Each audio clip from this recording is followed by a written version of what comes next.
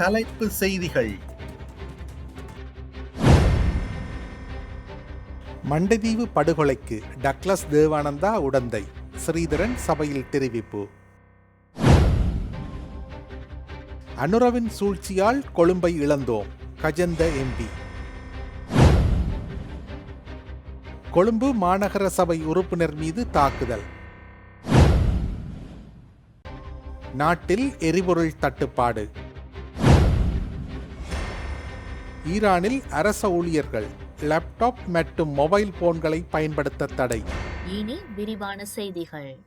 யாழ்ப்பாணம் மண்டைத்தீவில் இடம்பெற்ற மனித படுகொலைகளுக்கு முன்னாள் அமைச்சர் டக்ளஸ் தேவானந்தாவும் உடந்தையாக இருந்துள்ளார் என நாடாளுமன்ற உறுப்பினர் எஸ் ஸ்ரீதரன் குற்றம் சுமத்தியுள்ளார். நாடாளுமன்றத்தில் நேற்று தமிழ் தேசிய கட்சியின் பாராளுமன்ற உறுப்பினர் எஸ் ஸ்ரீதரன் இதனை தெரிவித்துள்ளார். அதோடு மண்டைத்தீவில் இடம்பெற்ற மனித படுகொலை தொடர்பில் டக்ளஸிடமும் விசாரணைகளை நடத்தப்பட வேண்டும் என்றும் கோரியுள்ளார். தேசிய மக்கள் சக்தியின் தலைவரான ஜனாதிபதி அனுரகுமார திசாநாயக்கவின் சதியாலேயே கொழும்பு மாநகர சபையை ஐக்கிய மக்கள் சக்தி இழந்தது. இவ்வாறு ஐக்கிய மக்கள் சக்தியின் நாடாளுமன்ற உறுப்பினர் கயாந்த கருணாதிலக தெரிவித்துள்ளார். இது தொடர்பில் அவர் மேலும் கூறுகையில், கொழும்பு மாநகர சபையை ஐக்கிய மக்கள் சக்தியே கைப்பற்றியிருக்க வேண்டும். 60க்கும் மேற்பட்ட உறுப்பினர்கள் ஐக்கிய மக்கள் சக்தியின் மேயர் வேட்பாளர் ரிசா சாருக்கு ஆதரவு வழங்குவோம் என்று எழுத்து மூலம் உத்தரவாதம் தந்திருந்தனர். ஆனால் ஜெர்மனியிலிருந்து ஜனாதிபதி அனுரகுமார திசாநாயக்க நாடு திரும்பிய கையுடன் கொழும்பு மாநகர சபைக்குள் தலையிட்டு ஏற்படுத்திய சதியால் ஐக்கிய மக்கள் சக்தியின் வேட்பாளர் வெற்றி வாய்ப்பை இழந்தார்.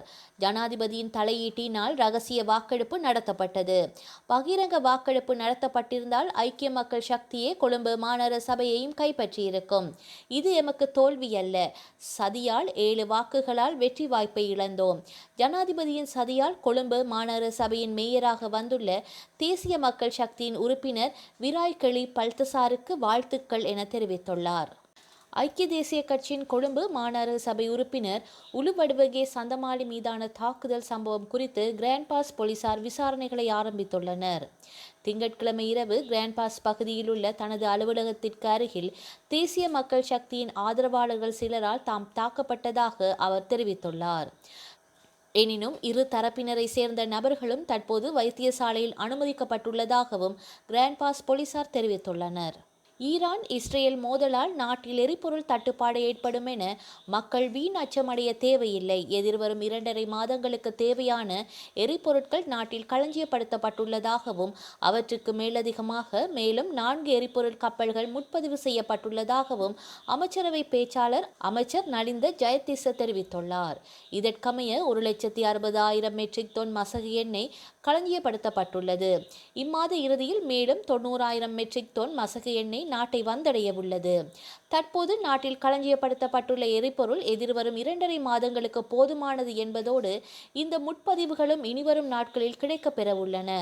எனவே மக்கள் வீண் அச்சம் கொண்டு வரிசைகளில் நின்று எரிபொருளை பெற்று வீடுகளில் தேவைக்கு அதிகமாக களஞ்சியப்படுத்த வேண்டாம் என மக்களை கேட்டுக்கொள்கின்றோம் என அவர் மேலும் தெரிவித்துள்ளார். 2002ஆம் ஆண்டின் 34ஆம் இலக்க இலங்கை சிவில் விமான சேவைகள் அதிகார சபை சட்டத்தின் பிரகாரம் இலங்கை வான்பரப்புக்குள் இடம்பெறுகின்ற விமான விபத்துக்கள் மற்றும் சம்பவங்களை புலனாய்வு செய்யும் பொறுப்பு அதிகார சபைக்கு ஒப்படைக்கப்பட்டுள்ளது.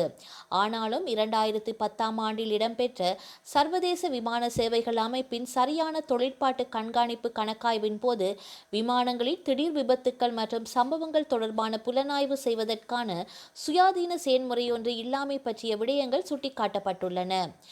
அதற்கமைய சுயாதீன நிறுவனமான இலங்கை திடீர் விமான விபத்துக்களை புலனாய்வு செய்யும் பணியகம் ஒன்றை தாபிப்பதற்காக 2016ஆம் ஆண்டில் அமைச்சரவை அங்கீகாரம் வழங்கப்பட்டுள்ளதுடன் தற்போது சட்டவரைஞரால் சட்டமூலம் தயாரிக்கப்பட்டுள்ளது. குறித்த சட்டமூலத்திற்கு இன்னும் சில ஏற்பாடுகள் அறிமுகப்படுத்த வேண்டியுள்ளமையை அந்தந்த தரப்பினர் சுட்டிக்காட்டியுள்ளனர்.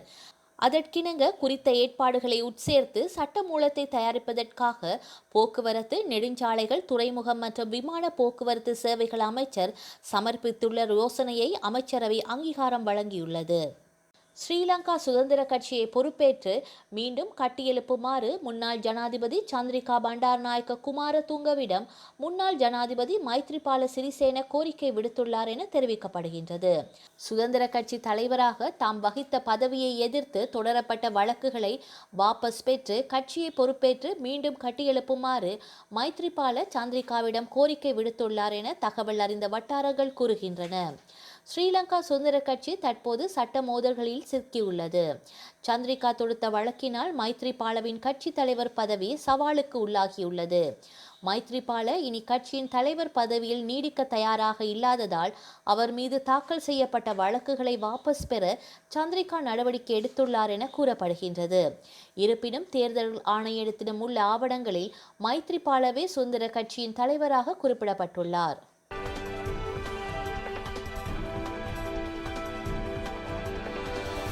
அரசு அதிகாரிகள் மற்றும் அவர்களுடைய பாதுகாவலர்கள் லேப்டாப் மற்றும் மொபைல் போன்களை பயன்படுத்த ஈரான் தடை விதித்துள்ளது. இருந்த போதிலும் தடைக்கான முழு விவரத்தை ஈரான் விவரிக்கவில்லை. லெபனானின் ஹிஸ்புல்லா பயன்படுத்திய வாக்கி டாக்கியை ஒரே நேரத்தில் இஸ்ரேல் வெடிக்க செய்து பெரும் சேதத்தை ஏற்படுத்தியது. அணு ஆயுதம் தயாரிப்பதற்கான யுரேனியத்தை செறிவூட்டும் தளத்தை இஸ்ரேல் நேரடியாக தாக்கியதாக கூறப்படுகின்றது. அணு ஆயுதத்தை தயாரிப்பதில் தீவிரமாக உள்ளது என்றும் அது தங்களுக்கு அச்சுறுத்தலாக இருப்பதாக கூறியும் ஈரான் மீது இஸ்ரேல் தாக்குதல் நடத்தியது. அதற்கு பதிலடியாக ஈரானும் இஸ்ரேல் மீது தாக்குதல் நடத்தியது. இரு பக்கத்திலும் சேதங்கள் ஏற்பட்டுள்ளன, உயிரிழப்பும் ஏற்பட்டுள்ளன. ஈரான் அணு ஆயுத நிலைகளை தாக்குவதற்கு சக்தி வாய்ந்த குண்டுகளை இஸ்ரேல் அமெரிக்காவிடம் கேட்டுள்ளது. இந்த நிலையில் ஈரானின் ரகசியங்களை தெரிந்து கொள்ள இஸ்ரேல் டிஜிட்டல் கண்காணிப்பை மேற்கொள்ளலாம் என ஈரான் அச்சப்படுகின்றது. ஈரானின் உச்சபட்ச தலைவர் ஆயத்துல்லா அலி காமெனியை கொன்றால் மோதல் முடிவுக்கு வரும் என்று இஸ்ரேல் பிரதமர் நெதன்யாகு தெரிவித்துள்ளார். அணு ஆயுதத்தை தயாரிப்பதில் ஈரான் தீவிரமாக உள்ளது என்றும் அது தங்களுக்கு அச்சுறுத்தலாக இருப்பதாக கூறி ஈரான் மீது இஸ்ரேல் தாக்குதல் நடத்தியது. இதற்கு பதிலடியாக ஈரானும் இஸ்ரேல் மீது தாக்குதல் நடத்தியது. இஸ்ரேலும் ஈரானும் தொடர்ந்து 5வது நாளாக பரஸ்பர தாக்குதலில் ஈடுபட்டு வருவதால் போர் வெடிக்கும் அபாயம் ஏற்பட்டுள்ளது. கால்பந்து நட்சத்திர வீரர் ரொனால்டோவின் கையெழுத்திட்ட ஜெர்சியை அமெரிக்க அதிபர் டொனால்ட் ட்ரம்ப் பெற்றுள்ளார். ஐரோப்பிய கவுன்சிலின் தலைவராக இருக்கும் அன்டோனியோ கோஸ்டா ரொனால்டோவின் கையெழுத்திட்ட ஜெர்சியை அமெரிக்க அதிபர் டொனால்ட் ட்ரம்பிடம் அளித்துள்ளனர். அன்டோனியோ கோஸ்டா போர்ச்சுகலின் முன்னாள் பிரதமராக இருந்துள்ளார். டொனால்டோ போர்ச்சுகலை சேர்ந்தவர் என்பது குறிப்பிடத்தக்கது. ரொனால்டோ கையெழுத்திட்ட அந்த ஜெர்சியில் அமைதிக்காக விளையாடுகிறேன் என குறிப்பிடப்பட்டிருந்தது. இதனை தனது இன்ஸ்டாவில் பகிர்ந்த ட்ரம்ப், அமைதிக்காக விளையாடுகிறேன் என்பது எனக்கு பிடித்திருக்கின்றது என குறிப்பிட்டுள்ளார். ஏர் இந்தியா நிறுவனம் 6 விமானங்களை ரத்து செய்துள்ளது. அமிர்தசரஸ், லண்டன், தில்லி, துபாய் இடையே இயக்கப்படும் சர்வதேச விமானங்களும் இதில் அடங்குகின்றது. அகமதாபாத்தில் ஏர் இந்தியாவுக்கு சொந்தமான போயிங் விமானம் விபத்துக்குள்ளான நிலையில் போயிங் விமானத்தில் ஆய்வு மேற்கொள்ள மத்திய விமான போக்குவரத்து துறை உத்தரவிட்டது.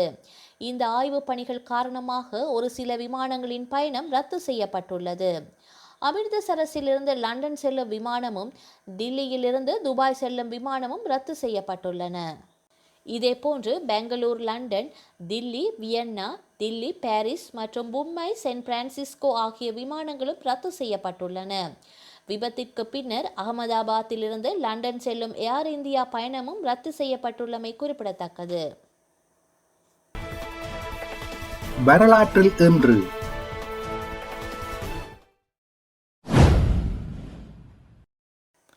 1869 இந்திய ரூபாய் அதன் வெள்ளியில் குறிக்கப்பட்ட துணை அலகுகளுடன் இலங்கையின் சட்டப்படியான நாணயமாக அறிவிக்கப்பட்டது. 1887 வேற்று நாடு ஒன்று தமது நாடுகளுடன் போரில் ஈடுபட்டால் இரு நாடுகளும் நடுநிலை வகிப்பதென்ற ஒப்பந்தத்தில் ஜெர்மனியும் ரஷ்யாவும் கையெழுத்திட்டன. 1972 பிரித்தானிய பயணிகள் விமானம் ஒன்று இலண்டன் ஈட்ரோ விமான நிலையத்தில் இருந்து புறப்பட்ட 2 நிமிடங்களில் தரையில் மோதி வெடித்ததில் 118 பேர் உயிரிழந்தனர். 1985 தமிழீழ விடுதலை புலிகளுக்கும் இலங்கை படையினருக்கும் இடையே முதலாவது போர் நிறுத்த ஒப்பந்தம் ஏற்பட்டது. செய்திகளை உடனுக்குடன் தெரிந்து கொள்ள உடனே சப்ஸ்கிரைப் செய்து பெல் பட்டனை கிளிக் பண்ணவும். மேலதிக செய்திகளை தமிழ் தாய் இணையதளத்தில் பார்வையிடலாம்.